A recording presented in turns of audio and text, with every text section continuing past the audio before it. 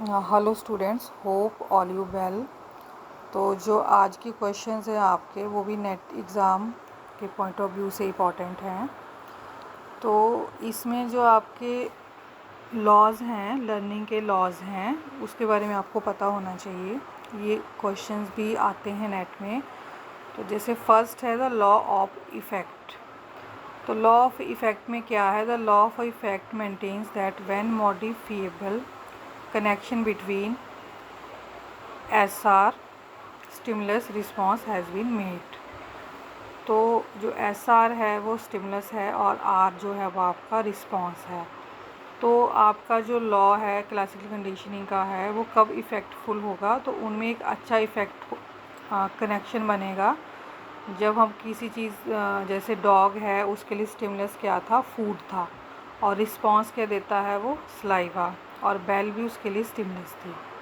तो अगर इन दोनों के बीच में जो कनेक्शन है वो ठीक होगा तो वो एक परफेक्ट लॉ ऑफ इफ़ेक्ट होगा।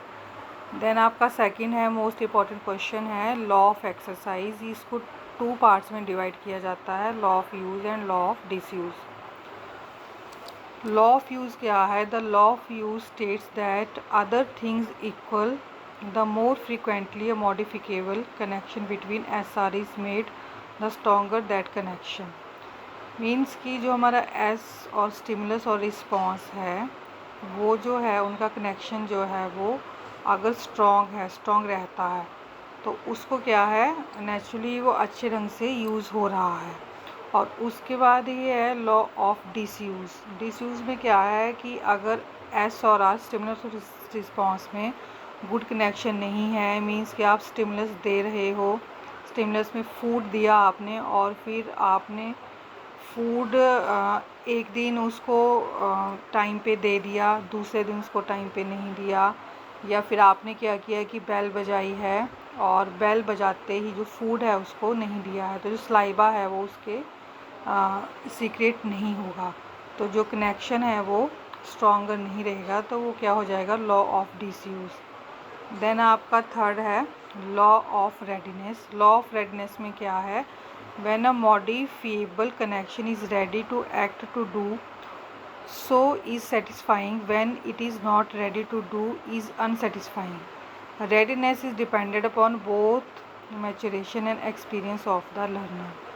तो इसमें क्या है कि लॉ ऑफ रेडीनेस में वही है कि आप जब बेल बजा रहे हो, आपने एकदम से बेल बजाई है, तो जो डॉग है वो क्या है, वो एकदम से तैयार हो जाएगा, उसको पता है कि मेरे लिए फूड आया है, और वो क्या सीक्रेट करेगा? स्लाइवा। तो एकदम से जब वो तैयार है तो इसको आप क्या कहोगे? Law of readiness. और इसमें अनसेटिस्फाइंग जो रेडीनेस है वो कब है? कि आपने बेल बजा दी है लेकिन उसको फूड प्रोवाइड नहीं किया है। तो स्टूडेंट्स, ये बेसिक लॉज ऑफ लर्निंग है और ये आपके लिए इम्पॉर्टेंट हैं, तो आप इनको अच्छे ढंग से रीड कीजिए, बिकॉज जो आपके नेट एग्ज़ाम के पॉइंट ऑफ व्यू से क्वेश्चन बनते हैं वो आपको डीपली स्टडी करनी होती है। डीपली स्टडी करने के बाद ही आप जो अपना टेस्ट है वो क्लियर कर पाएंगे। तो होप स्टूडेंट आपके लिए यूज़फुल रहेगा। इसके साथ ही मैं आपके लिए नेक्स्ट वीडियो में और इम्पॉर्टेंट क्वेश्चंस लेकर आऊँगी। Thanks students.